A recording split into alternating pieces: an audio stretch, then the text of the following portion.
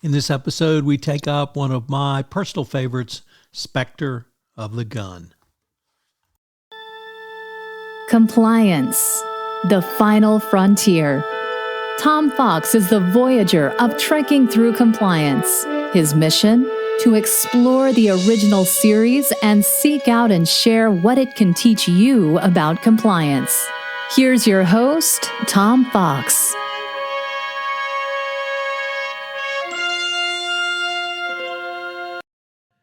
Trekking Through Compliance, Episode 61, Spectre of the Gun. In this episode of Trekking Through Compliance, we consider the episode Spectre of the Gun, which aired on October 25, 1968, and occurred on Stardate 4585.3. Story synopsis. On a mission to establish contact with the reclusive Melcotians, Kirk ignores the message of a space probe which uses telepathy, each crew member hearing the message in his or her own language, to warn the Enterprise to immediately leave Melcot space. Kirk tries to contact the Melcotians, but there is no response to his message. When Spock, Kirk, Scotty, McCoy, and Chekhov beam down to Melcot, they materialize in a fog bank not recorded on the ship's sensors. In addition, tricorders and communicators cease functioning. The landing party encounters a Melcotian who informs them that they are an outside disease which must be destroyed.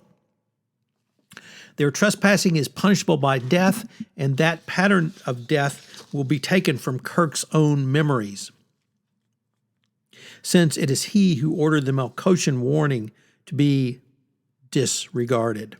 Because Kirk's ancestors pioneered the American West, the landing party finds itself teleported to Tombstone, Arizona on October 26, 1881. The townsfolk refer to Kirk as Ike Clinton, Chekhov as Billy Claiborne, Scotty as Billy Clanton, Bones as Tom McClary, and Spock as Frank McClary. Spock recalls that at 5 o'clock on this date, the Clayton gang shot it out with Doc Holliday and Morgan, Virgil, and Wyatt Earp at the OK Corral and were defeated. On their way to a local saloon, the landing party witnesses the shooting of a bar patron by Morgan Earp. Inside the bar, Chekhov is accosted by a woman named Sylvia who claims to know him. Both Kirk and Chekhov narrowly avoid a gunfight with Morgan Earp over the incident. Kirk tries unsuccessfully to make peace with the Earps. When this fails, he and the landing party attempt to leave town so as not to be around at 5 p.m., but they are stopped by a force field. Desperately, Spock and Bones cooperate to build a tranquilizer bomb which will incapacitate the Earps. McCoy tries to borrow chemicals for the bomb from a local dentist, only to find out that dentist is, of course, Doc Holliday. Nevertheless, Holliday lets him take the chemicals, telling him that he better be finished using them before 5 o'clock for his date with Destiny. Meanwhile, Chekhov has fallen in love with Sylvia, with whom Morgan Earp is unfortunately also in love with. When Morgan picks a fight over the girl, Chekhov is shot and killed. Spock is puzzled by this since William Claiborne survived the battle at the OK Corral. Kirk takes it to mean that the outcome of the conflict does not necessarily correspond to the historical outcome. Kirk tries to get the sheriff to call the shootout off, but finds he is more interested in having the Clanton gang kill the Earps. With time running out, Scotty volunteers to test the potions Bones has cooked up. Despite Bones' careful preparation, it does not work. Spock is the only one who understands the significance of this fact, saying, "You do not seem to understand. It did not function, but it must function." Spock realizes that nothing around them is real, and the whole scenario is taking place in their minds. Kirk vows not to leave the bar until 5, but finds himself and the others transported to the OK Corral a few minutes before 5. Attempts to leave the corral reveal that it is encircled by a force field so that escape is impossible.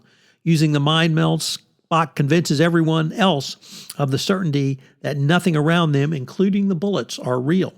So convinced, the Earps shoot their imaginary bullets right through the landing party. When the Earps have stopped firing and after Kirk has spared their lives, the landing party finds itself whisked aboard the Enterprise on their way to Melcot with a healthy Chekhov, who is alive because the only thing that was real to him was the girl. The Melcotian probe, once again directly in front of them, emits M waves and then disintegrates. The Melcotians, impressed that Kirk did not kill the Earps, then extend an invitation to establish relations with the Federation. Fun fact. This is really one of my favorite episodes. It is perhaps the most surreal episode in the entire oeuvre of TOS. I really cannot speak about this one highly enough. And it also has my second all-time favorite Star Trek line, which is after Scotty inhales the tranquilizer, but it fails to have any effect, Spock says to Dr. McCoy, physical reality is consistent with universal laws. Where the laws do not operate, there is no reality. Also of interesting note is the episode originally aired only one day before the 87th anniversary of the original gunfight at the OK Corral.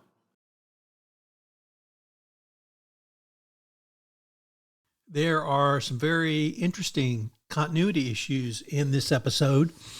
This is the first of 3 episodes that confirm Uhura's native language of Swahili, the other 2 being the man-trap and the changeling. This is the second time that McCoy believes he cannot be harmed by a weapon, this time due to Spock's convincing him in a mind meld. The first time where he stands his ground was as the Black Knight charged him in Shore Leave from Season 1. In that episode, the strategy was unsuccessful, as the lance was a real, not an illusion.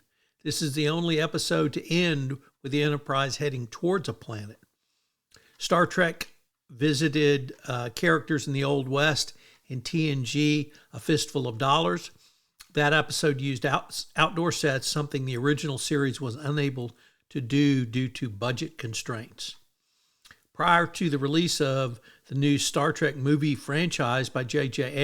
Abrams, i.e. the Kelvin timeline, this episode was the only time in a Star Trek series or film in which James T. Kirk is referred to as Mr. Kirk rather than his usual title of captain and, of course, later admiral. I hope you enjoy this episode of Trekking Through Compliance, and I hope you'll check out Spectre of the Gun.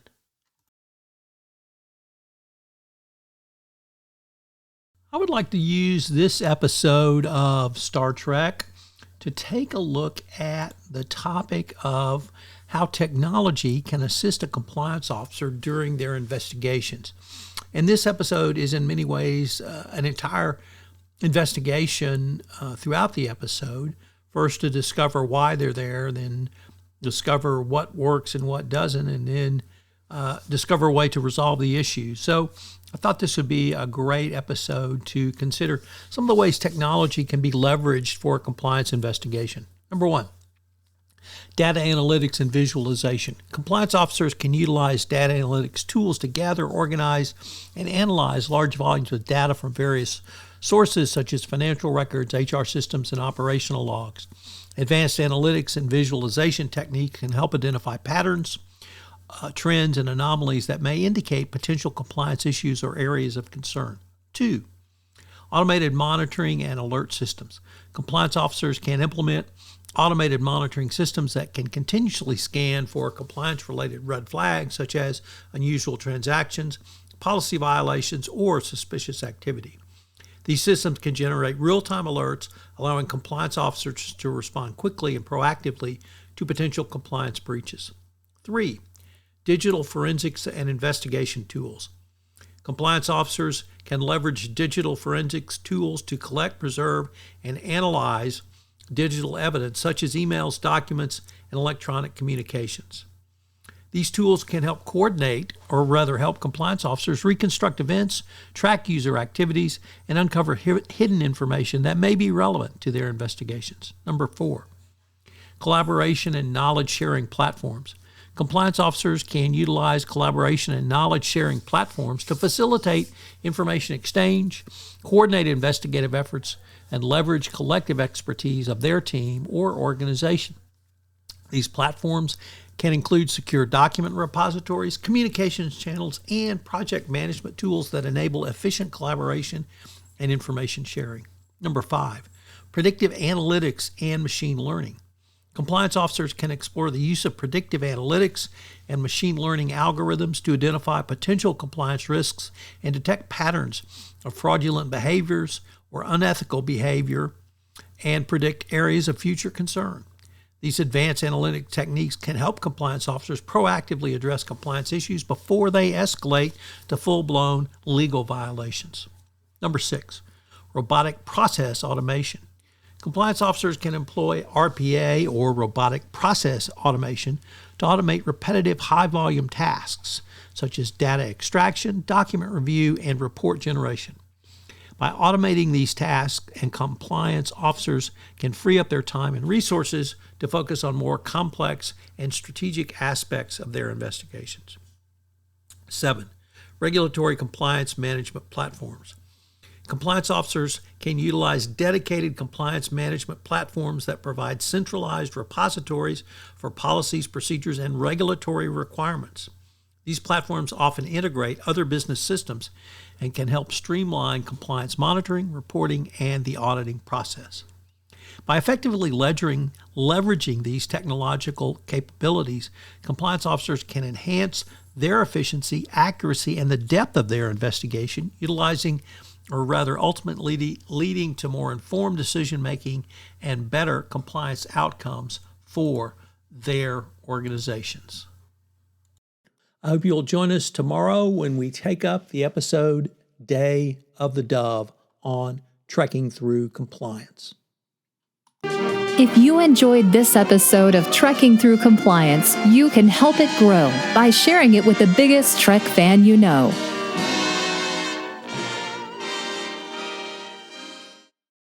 This podcast is a part of the C-Suite Radio Network. For more top business podcasts, visit c-suiteradio.com.